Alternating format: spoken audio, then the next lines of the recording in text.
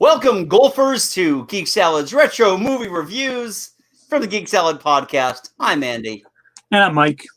And today we are going to be talking about a comedy classic which this summer celebrates its 40th anniversary. 1980s, Harold Ramis directed Caddyshack. This was his first big screen movie, wasn't it? This movie is just... it's a miracle it got made. Yeah, very much so. It really is a miracle this movie got made. When you think about just the fact that this was done by the same group of slobs that did Animal House. Yeah, I mean, genuinely, all three writers and the director are all coming out of the National Lampoon's. Yeah, they all came out of the National Lampoon, and you were talking about this when you rewatched the movie, that this has a very distinct National Lampoon feel. Oh yeah, definitely. It feels like it should be called. It feels like it should be called National Lampoon's Caddyshack. Yeah, exactly.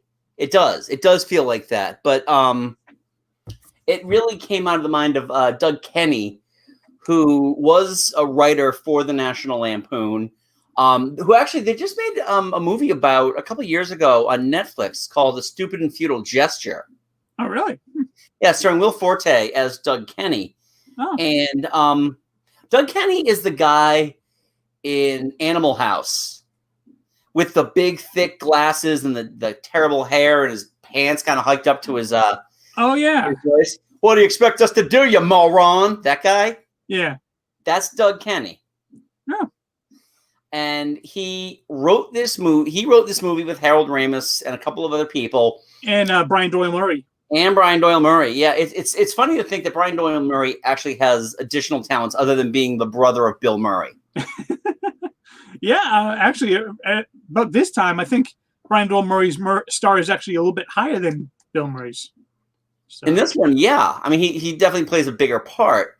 But the interesting thing about the way that this movie came about was this was supposed to be a coming-of-age story that ended up just going off the rails because they had a very limited time to shoot. They were shooting at a golf course that did not want them there, and there was a lot of rain. And so there was a lot of cocaine. Exactly.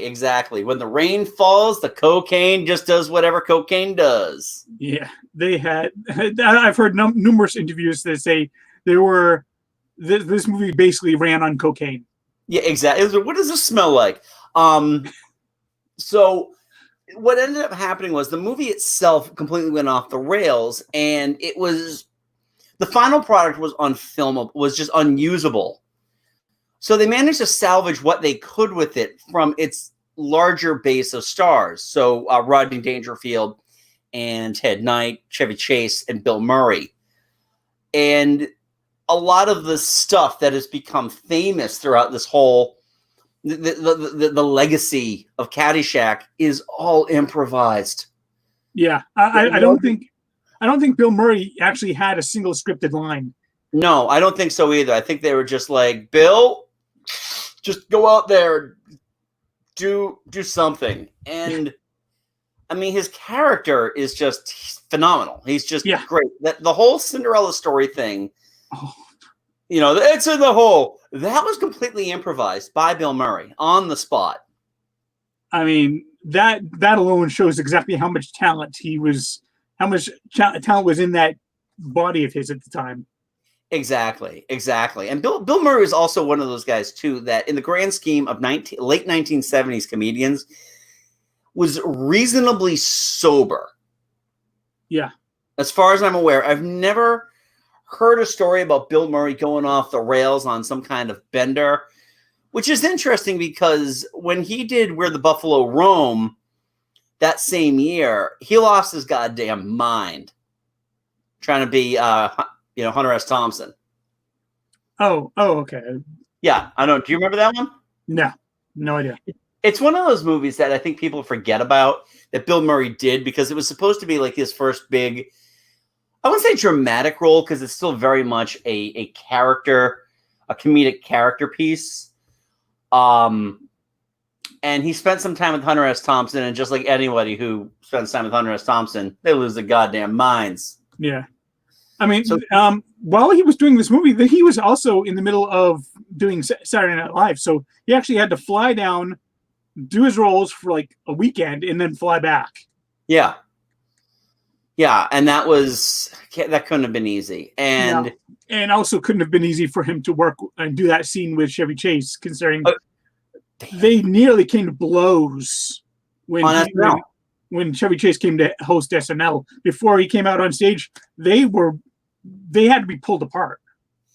Oh yeah, no, they definitely did. It wasn't great. I mean, it's a testament to both their professionalism, which is odd for me to say about Chevy Chase because he's possibly one of the least professional comedians of that era.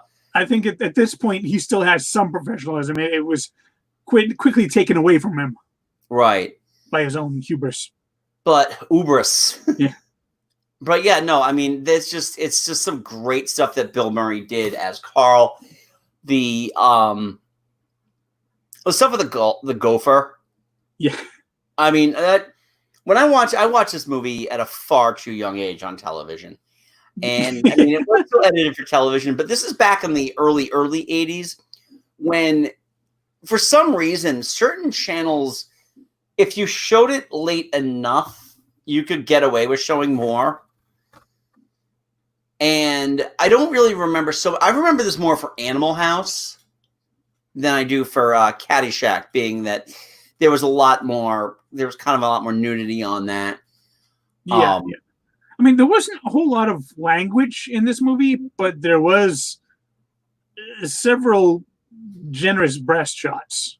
There absolutely were. And that's kind of the thing, is that it's the predecessor to the the 80s titty film. Yeah. And it really is. I mean, the whole thing with the pool, when they allow the caddies to swim in the club pool for 15 minutes from 2 o'clock to 2:15, and that scene is one of my favorite in the entire movie. Oh, because of the Baby Ruth bar. The Baby Ruth bar, but also I had forgotten about the synchronized water ballet. Yes, like it just pops out of nowhere. I'm like, I don't know what's going on, but I'm loving it. Yeah, it definitely has the feel, especially when you're not dealing with the core cast of 4.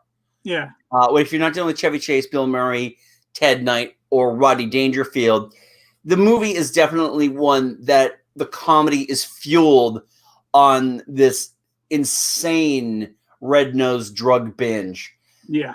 I like this. I always kind of, after watching it last week, I kind of had this realization.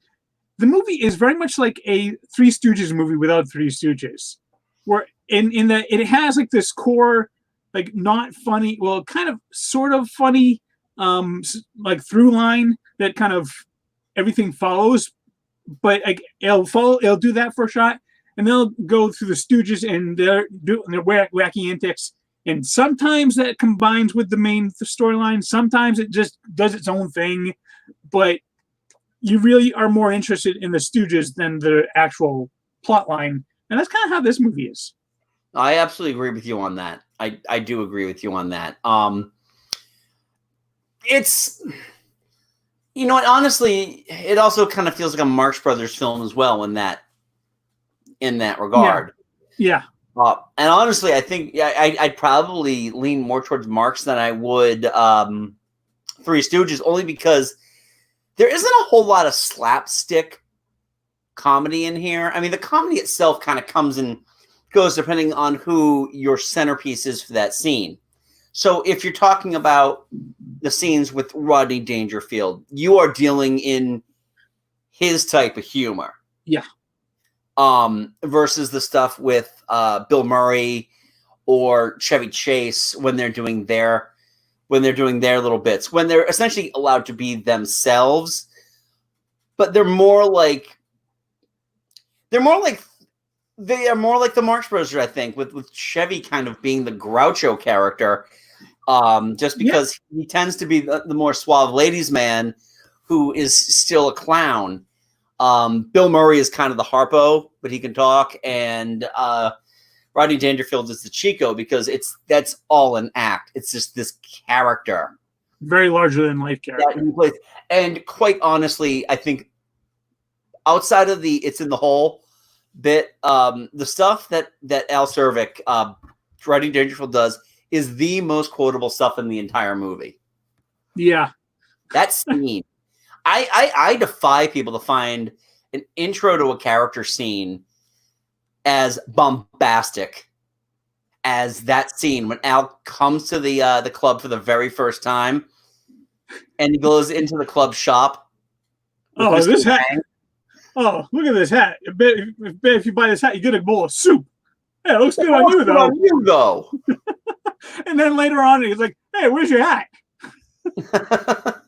Well, the whole thing with Wang, too, he brings his friend, Mr. Wang, is like, hey, be careful. This club is restricted. Don't tell him that you're Jewish. And Ted Knight is just like the over-the-top cartoonish villain. He's the Dean Wormer of this.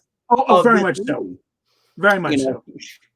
And he plays it so well. I mean, I the funny thing is that Ted Knight was around for years and years and years and years.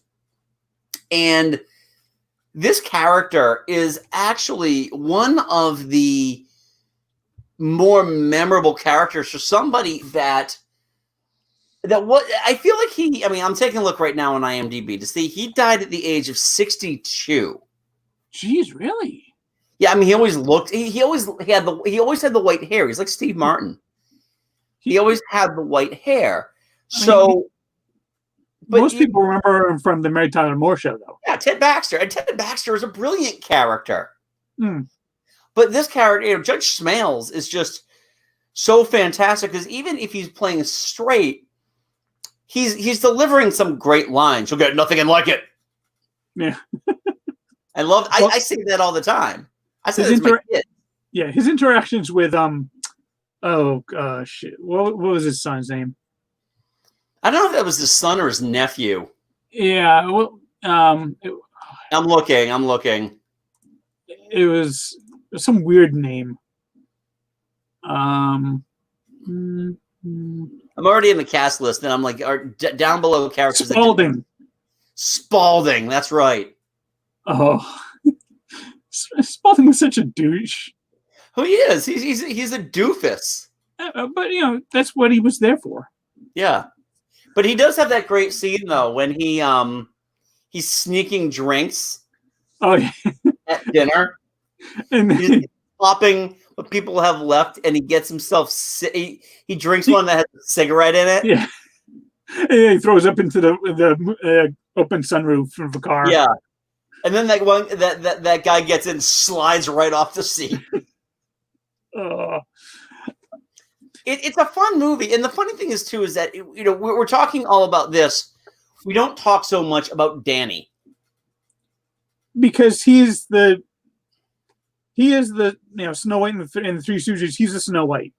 Yeah, exactly. Yeah, Danny and Maggie are just these characters, and it's weird because Sarah Holcomb, who played Maggie, isn't Irish at all. Yeah. Doing one of the most preposterous Irish accents I've ever heard. Yeah, and I believe this was her last movie role, actually. I think so. I'm pulling it up right now. Yeah, she was in like 5 movies before this, and after this, she just retired. Yeah. And apparently, she had some issues with schizophrenia, and now she's just retired under an assumed name. Okay. Yeah, she also appeared in Animal House. She was the one that was stuffing her bra. Oh, I haven't seen that movie. The one that Tom Hulse was trying to seduce. I haven't seen that movie in ages. Oh, that's a fun movie. That's one we should cover at some point. Mm. I do like that movie. You know what's also kind of weird about this movie is that nothing really has any consequence. No, I mean the biggest consequence is that Smales ends up owing Cervic a whole lot of money. Yeah, like $40,000. $40,000. That's ridiculous. I won't pay it. And calls in his 2 goons. Yeah. But I mean, Danny, he sleeps with lacy underwear. Lacey Under All. Played by Cindy Morgan, who would Yes. 2 years later play Yuli in Tron. Yes. But he's discovered sleeping with her. The judge goes after him the next day. Oh, all is forgiven. Right, exactly. That whole pregnancy scare with Maggie. It's like, oh, I'm pregnant, and then two scenes later, I'm not pregnant. Like, I'm not late anymore. Yeah. So why was that scene in? Well, okay, and that goes to speak to the structure and the history of this movie. Yeah. That the stuff about Danny was so unfinished because of the rain, because of the cocaine. Honestly, I think the first time I really discovered those two actually rhyme. That blame it on the rain and cocaine.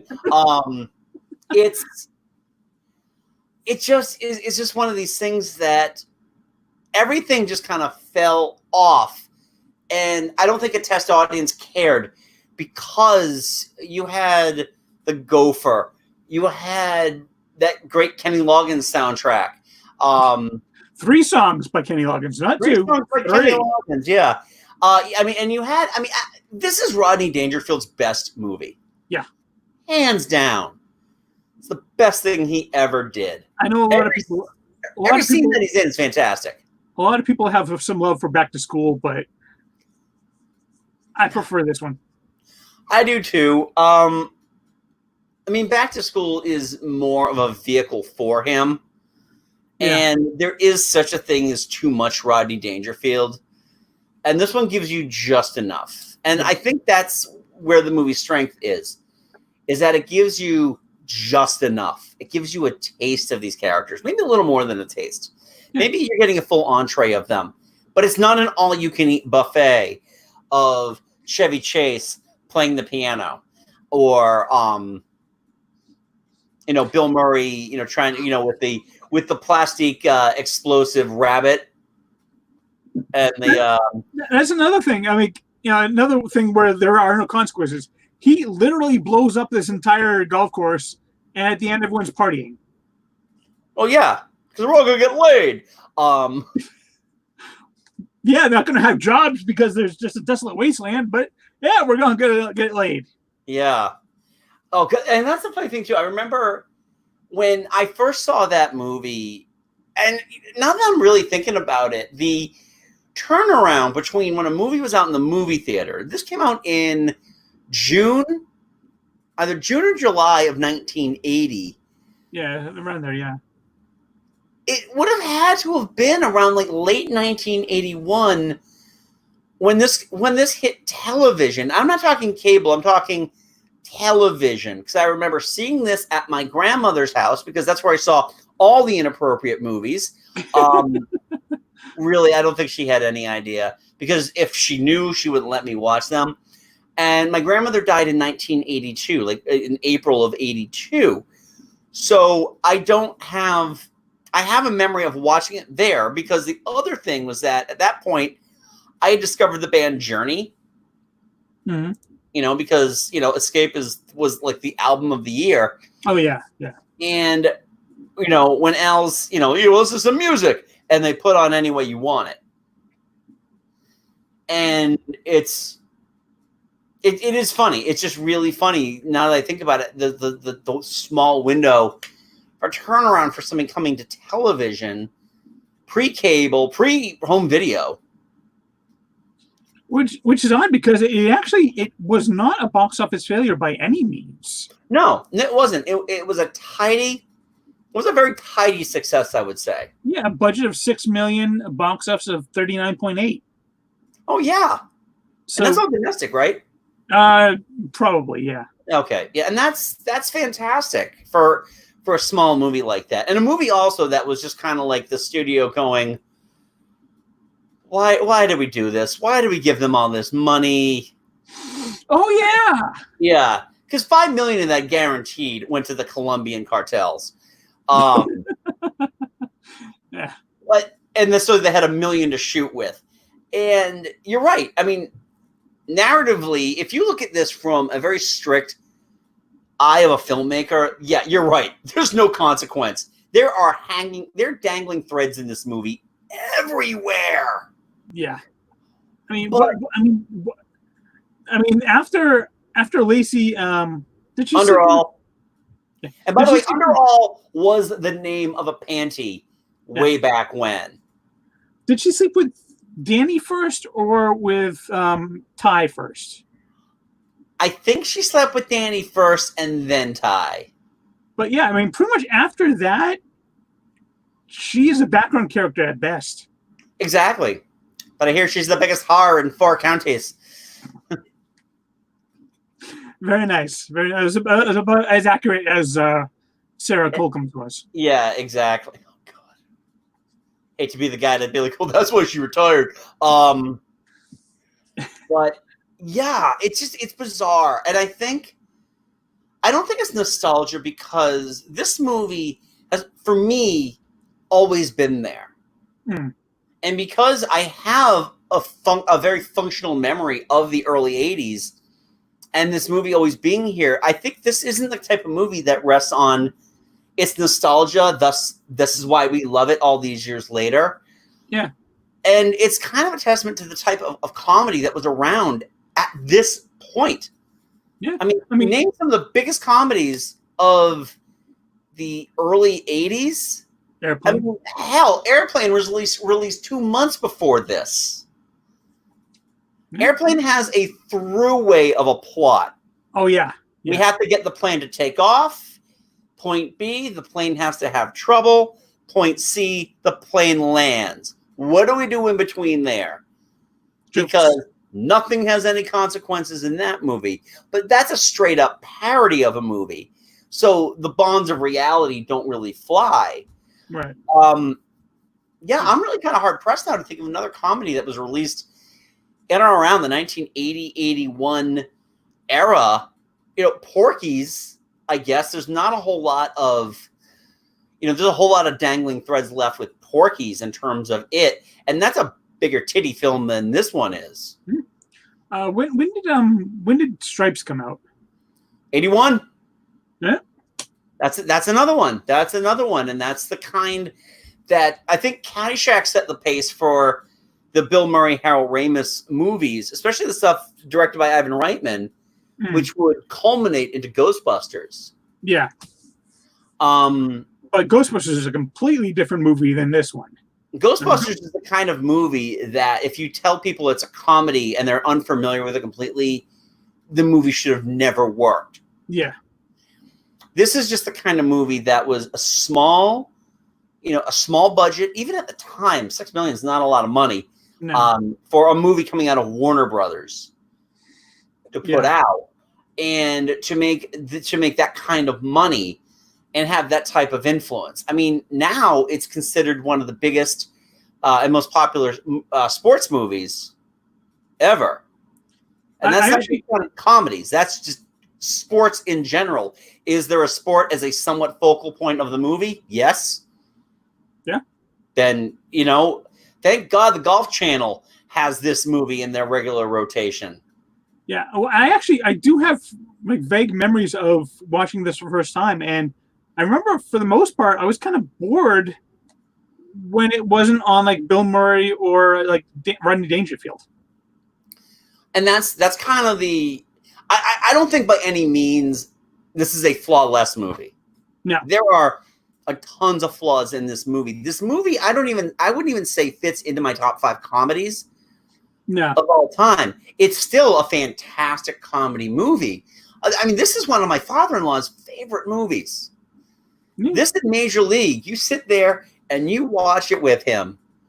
You can sit there. I could probably sit with him now. Kind of where he is right now in his treatments, and he could probably still be right there 3 seconds before the lines are said and speak over everybody's lines, just like with Major League. And it's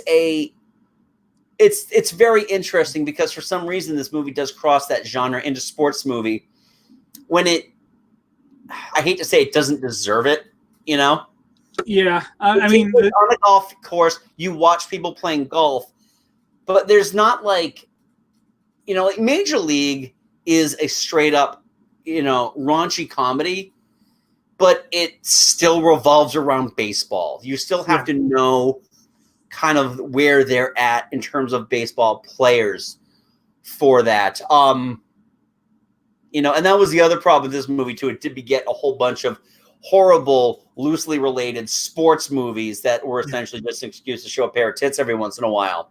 Yeah. I mean, Snowball the movie is I think one of them. Oh, it's about skiing. Is it really though? Is it?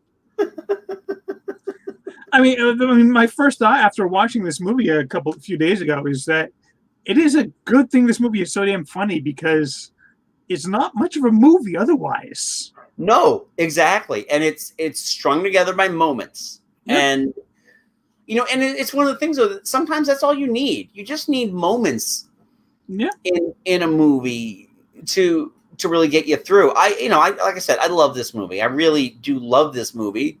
Not one of my favorite comedies, but it's still something. If I sit down and I watch it, I'll enjoy it.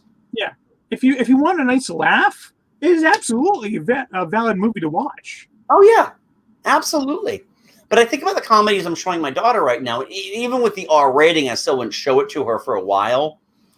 No. But I really feel like she's gonna zone out. Danny shows up, zoned. Maggie shows up, zoned. Oh, there's some golf, zoned. Oh, here's Rodney Dangerfield. Hey, someone sat on a duck. Hey, there's a cute gopher. Gopher puppets. Well, that's the thing. I must have been 9 years old when I saw this movie, and that's the first thing that stuck out. And that's a great opening scene when the gopher just comes up. Here's the I'm all right, and just starts doing his little dance. And it's just they really don't hide the fact that it looks like a fucking puppet. And actually, they based pretty much the entire sequel around that puppet. Don't talk about the sequel. The sequel should have been called Caddyshack 2, Kingdom of the Crystal Skull. Hey, come on. It's just, oh. Hey, if you can't get Rodney Dangerfield, the least you can get is Jackie Gleason. Jackie Mason. You don't even get Jackie Gleason because Jackie Gleason was dead by this time. Yeah, come on. Jackie Mason is a perfectly viable option. Oh, good Lord. You want to talk about the mellow yellow to Rodney Dangerfield's Mountain Dew. Yeah, it's not even that. He's like Mountain Yellow. He's like that store brand that's just like green bottle, yellow label, and bubbles. So what does that say about Dan Aykroyd to Bill Murray? Oh God. That was Dan Aykroyd trying to do his best Bill Murray impersonation and failing in every single level. I don't know if I've made enough of a point on our podcast about discussing how much I think Dan Aykroyd just needs to just full halt stop.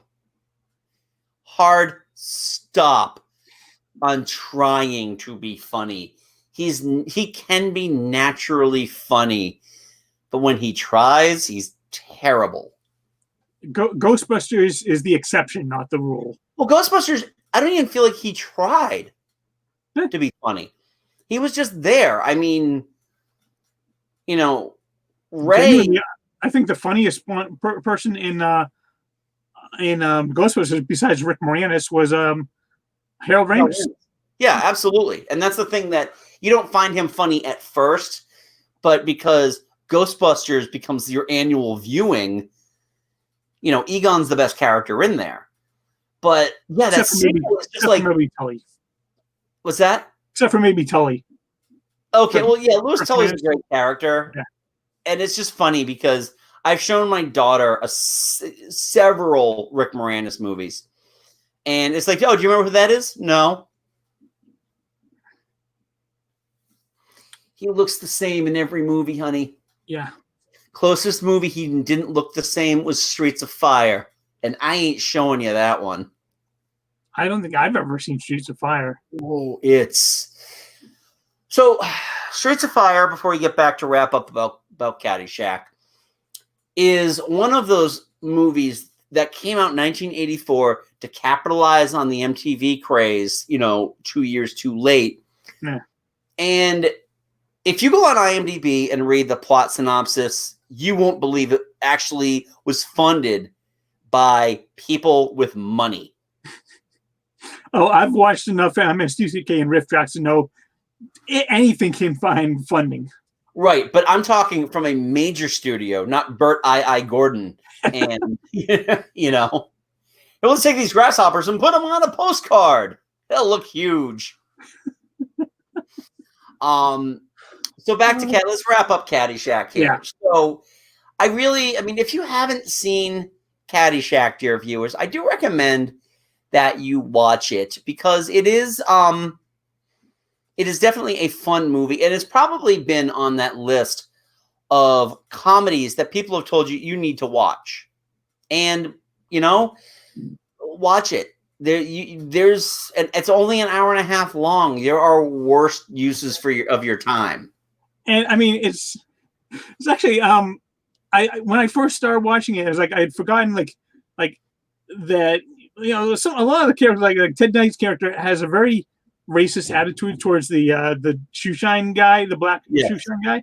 It was like when the shoeshine guy is like hears what he's talking, he's like he actually sets his shoes on fire. Yeah, I was like, okay, that's a nice little way of getting his back on there. Yeah, so it might not be correct PC for today's standards, but it's still really funny with how they deal with that. Well, and that's the thing too, is I think that, if we want to get into kind of the timeliness of the movie, there's nothing, and again, and this is just me coming from my place of privilege here, I don't feel like there's anything that is super mean-spirited. You've got the Asian guy, Mr. Wong, with all the cameras, which is a stereotype. But outside of that, the joke that they make is Rodney Dangerfield just don't tell them that you're Jewish. Because, club, restricted clubs were still a thing back in the early 80s. And I don't think this movie isn't the kind of movie that is funny because it handles race in a kind of ham-fisted type of way. Not to mention the fact that there were literally 3 black people in the entire movie. Probably around there, yeah. If that. So let me ask you this then, while we were talking about this based into modern times, would you want to see a remake of this movie? I wouldn't even think a remake, but more of a reimagining of it. You call it Caddyshack, but you do something different. Obviously make it take place 40 years later. Would you do that? Or do you just think that it's just... it's hard to say because, it's unique because it is so just kind of like cut and paste. And that's part of its charm. It would take a very unique filmmaker to do it where it makes sense as a movie, but it's still got that kind of Caddyshack feel to it. I think it can be done, but it's tricky. I don't think it can be done. Whether or not it should be done is another story entirely. Yeah. And I do think that we don't live in that era anymore when you can just kind of put out an unfinished product and stamp, slap it on the ass and said, okay, now go put asses in seats. Yeah, I think if this movie came out nowadays, theaters were open, I don't even think it makes 40 million. I think you hear a lot of people bitching and moaning about how awful it is. Yeah. And that's the thing, is that it would be first off, it would be deemed unnecessary. Yeah. Secondly, I feel like any type of public commentary that they want to put in there it'll be a little too on the nose, I think, especially with America's most famous golf course / Winter White House. There's so much there that a lesser writer who would totally be the person to get this gig would write about, and then to find a filmmaker that understands that there's just not enough cocaine left in the world for you to make a movie that resonates the way that Caddyshack resonates. Yeah, that's fair. So yeah, this would be.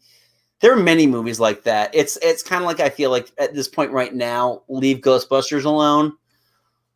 And I actually didn't mind I didn't mind the 2016 version. Yeah, nor did I. I just feel like anybody who has got that, who like this one that was supposed to come out this year.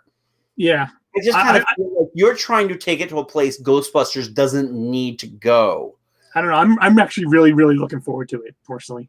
I wasn't wowed by that first trailer. We didn't, COVID hit before we get a second trailer. I was very wowed. Plus, I really like what's his name? Mike on Stranger Things. Oh, Finn Wolfhard. Yeah, I really like. I think he's actually quite a rising star. Yeah, no, he absolutely is. But I don't know. I just feel like it's not. With that movie there, I really feel like who's directing that one? That's not Max Landis, is it? No, it's Jason Reitman. Jason Reitman.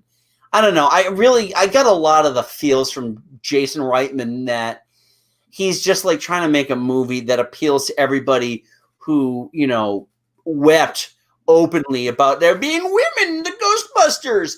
So, and it just, I don't know. I mean, I'll reserve my full judgment until it eventually comes out in 2022. The week after New Mutants never comes out. And I have more faith of Ghostbusters, what is it, Resurrection or whatever? I have more faith of that coming out in theaters first than I have New Mutants coming out in theaters. Okay. Well, as long as it kind of beats Tenet. It was Ghostbusters that saved cinema all along. It's coming out next week. No. I said I meant next week. I meant next week. Right now it's just being pushed off week to week to week to week to week. Oh God. I genuinely have never seen a single trailer for this movie, and I don't care. I'm at the point too, and our friend Tom from the Movies After Work podcast will absolutely agree with us because you get him going on a Chris Nolan movie. I do yard work to Tom's rants on Chris Nolan, and that is a true story. So I don't have any issues with Chris Nolan. Most of his movies I don't care about. Yeah. But the way that Tom talks about him is a chef's kiss thing of beauty. So anyway, that was Ghostbusters. Caddyshack. Oh, Lord, what the hell's wrong with me? No, this was Caddyshack. What happens when we go off on a rant? That was Caddyshack, which was released in 1980 and starring Bill Murray, the star of Ghostbusters. What are your thoughts on the movie? Did you like it? Did you not like it? Have you seen it? I think Caddyshack would be a lot better if there'd been ghosts around. Oh no! A ghost gopher. Well, that $5 million in cocaine went because that would be a high concept dad joke. So yeah. So what are your thoughts on Ghostbusters? Is it one of your favorite? Caddyshack. So what are your thoughts on Caddyshack? Did you like it? Did you not like it? What are your thoughts?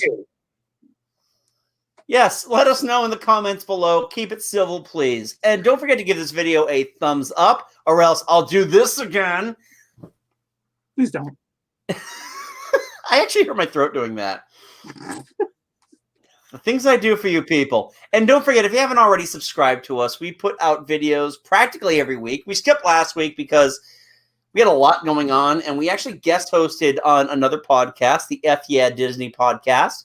Mm-hmm. With Julie and Jason. You can check that out wherever you get your podcasts. Once they drop it? They just dropped it today. Oh, I didn't get notified. I didn't get notified either. I saw it in my Stitcher because it's available on Stitcher. Speaking of it being available on Stitcher, Mike and I host a little podcast with our friends called Geek Salad.